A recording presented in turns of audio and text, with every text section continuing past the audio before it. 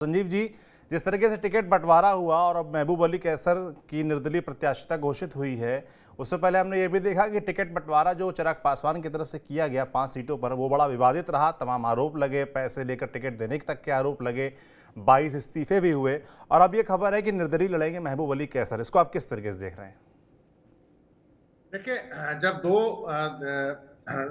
गुटों के बीच जबरदस्त लड़ाई हो रही हो और गठबंधन दोनों तरफ से हो, तो ये जो स्प्लिंटर्स होते हैं और जो कहते हैं जनता का दबाव है, ये बेसिकली जनता का कोई दबाव नहीं होता है। अपनी जी। राजनीतिक हैसियत बचाने के लिए चुनाव लड़ते हैं। ये चुनाव जीतने वाले कैंडिडेट नहीं होते हैं। हाँ, किसी एक का खेल मार्जिन पे लड़ाई हो तो ये बिगाड़ सकते हैं, वो भी मार्जिन पे अगर लड़ाई हुआ तब बिगाड़ सकते हैं। और जितने भी ये आपको दिख रहे हैं अलग अलग जगहों पे, जो भी 4-5 आपको जो दिख रहे हैं, अगर पप्पू यादव को अगर आप अलग कर दें, जी। तो मुझे नहीं लगता कि कोई भी ऐसा निर्दलीय उम्मीदवार है जो जीतने की स्थिति में नजर आ रहा है। अच्छा। ये सिर्फ अपनी राजनीतिक हैसियत को बचाए रखने के लिए या बड़े राजनीतिक दलों को याद कराने के लिए फ्यूचर में कि हमारा प्रभाव है। अगर ये देखिए राजनीतिक रूप से सक्रिय नहीं रहेंगे तो इनकी दुकान आगे बंद हो जाएगी। जी। बेसिकली राजनीति में एक दुकान चलाए रखने के लिए राजनीतिक सक्रियता जरूरी होती है। जी। तो ये सक्रियता को दिखाना इसलिए जरूरी है कि फ्यूचर में इनका जो आगे राजनीतिक दल इनको पूछे, अगर इनके कारण कोई राजनीतिक दल हारता है तो फिर ये बताएंगे कि देखिए अगर उस समय हमारा आप ख्याल रखे होते तो हम आपका देखिए आपकी हार नहीं होती, अच्छा होता हमें टिकट देते। तो मैं जहां तक समझता हूं कि पवन सिंह हो, चाहे हिना साहब हो, चाहे महबूब अली कैसर हो, ये जीतने वाले कैंडिडेट नहीं है। ये बस ये है कि अपनी एक राजनीतिक हैसियत, एक वोट का परसेंटेज लेके किसी को हराने की में जो भूमिका होगी इनका नजर आएगी। वो भी अगर कोई वेव होगी तो वो भूमिका भी खत्म हो जाती है। लेकिन अगर वेव ना हो, कांटे की टक्कर हो, तो फिर इनका महत्व बढ़ता है। तो मुझे लगता है कि इसमें सिर्फ जितने भी बागी कैंडिडेट जो आपको नजर आ रहे हैं उसमें पप्पू यादव को अगर माइनस कर दो तो इसमें से कोई भी, हिना साहब एक कैंडिडेट हैं, एक वर्ग का समर्थन है। लेकिन ये देखना होगा कि जो वर्ग, जिस वर्ग के सपोर्ट को लड़ रही हैं, वो वर्ग उनके साथ धर्म के नाम पे खड़ा होता है या संजीव जी, इशू उस के सीट पर बेस मैं पे लौटूंगा, फिर से चर्चा करूंगा आपसे, बारी बारी से हर सीट पर चर्चा करेंगे। फिलहाल हम चर्चा जो जो विषय हमने छेड़ा है, सरोज जी से बात कर लेते हैं।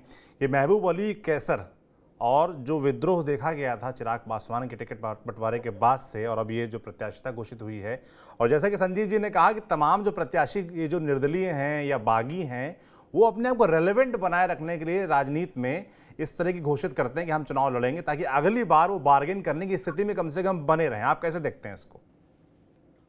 देखिए सौरभ भाई, 2-3 चीजें हैं जो डिस्कशन में आई है। देखिए, एक तो चिराग पासवान को लेके बात अभी विनय जी ने कहा कि महबूब अली कैसर ने अपना विश्वसनीयता खो दिया और तमाम चीजें। देखिए, इस तरह की चीजें हैं नहीं। अगर आप बीना सिंह को टिकट देते हैं वैशाली से, जिन्होंने पार्टी को तोड़ा, तो महबूब अली कैसर पर आप क्या दोष लगाइएगा? तो वो तो निरीप्राणी है। तो आप बीना सिंह को क्यों दिया टिकट आपने? अगर आपका आधार आपके प्रति सिंपैथी, आपके प्रति जो भरोसा ही है, तो फिर बीना देवी को टिकट देने का कोई मतलब नहीं है आपको। दूसरी बात, चले आइए आप खगड़िया पे। खगड़िया में राजेश वर्मा को टिकट दिया गया जी। भागलपुर का आदमी को उठा के आपने खगड़िया में टिकट दे दिया। वहां बाहरी बनाम लोकल का इतना विरोध है राजेश वर्मा की, जिसकी कोई चर्चा नहीं। महबूब अली कैसर उसी विरोध का फायदा उठाने की कोशिश कर रहे हैं। जी। ठीक कहा कि समर्थकों का कोई दबाव नहीं है, लेकिन जो राजनीतिक पल्स है वो महबूब अली कैसर समझने की कोशिश कर रहे हैं खगड़िया में कि राजेश वर्मा जैसा बाहरी उम्मीदवार, जहां का इतना भारी विरोध हो रहा है खगड़िया में, और अभी तो और विरोध शुरू ही हुआ है, अभी तो चुनाव भी, अभी आज नॉमिनेशन ही हुआ उनका, आगे देखिएगा कि कितना उसका विरोध होना है। तो महबूब अली कैसर अगर खड़े हो रहे हैं तो उसके पीछे की एक बड़ी वजह यही है कि राजेश वर्मा की वहां पर अलोकप्रियता, उसका बाहरी बनाना। दूसरा बात, भाई साहब बता रहे थे कि अभी कुछ लोग केवल राजनीतिक रिलेवेंस अपने बनाने के लिए खड़े हुए हैं, ऐसा नहीं है। अब जैसे आप नवादा की बात करिएगा, नवादा की चर्चा आपने की, वहां पर विनोद यादव, राजवल्लभ जी के जो भाई हैं वो खड़े हैं वहां पर। आप देखिएगा अभी 72 घंटे के बाद वहां मतदान होना है। आप लड़ाई विनोद यादव से होगी। अगर एनडीए प्रत्याशी की जो अगर लड़ाई होगी तो वो विनोद यादव से होगी। हिना साहब वहां अच्छी स्थिति में है। हिना साहब लड़ाई लड़ेगी दूसरे नंबर और पहले नंबर के लिए, वो तीसरे नंबर की लड़ाई नहीं लड़ रही है वहां पे। पप्पू यादव को ओवर रेटिंग किया जा रहा है पूर्णिया में। ऐसी कोई स्थिति नहीं है, वो ओवर रेटिंग है मीडिया में। वो तीसरे नंबर पर ही उनको रहना है, उनको भी पता है, लेकिन ये ओवर रेटिंग है पप्पू यादव।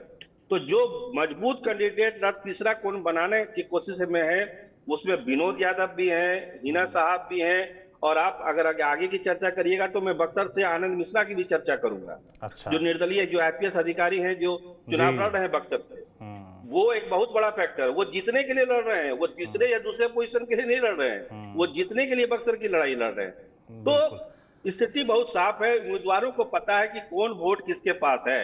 सौरभ भाई, ये जो चुनाव है, ये भीतरघातियों का चुनाव है और बागियों का चुनाव है। बागी और भीतरघात तय करेंगे कि कौन जीतेगा कौन हारेगा।